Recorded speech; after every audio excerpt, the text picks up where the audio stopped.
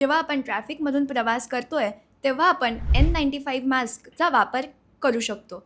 पण हा मास्क आपल्याला नीट फिटिंगमध्ये घातला पाहिजे. कारण जर तो इथून लूज असेल, तर 50% एअर जर बाहेरूनच आली हो. Unfiltered, then it is of no use.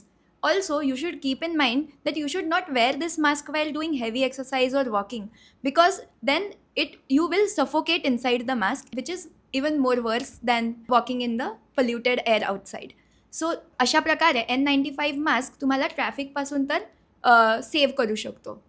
आता दुसरा बदल तुम्ही हा करू शकता, की तुमचा पोश्चर करेक्ट केला पाहिजे. आपली बॅक नेहमी सरळ असली पाहिजे आणि आपले शोल्डर्स नेहमी बॅकवर्ड्स असले पाहिजे किंवा ओपन असले पाहिजे.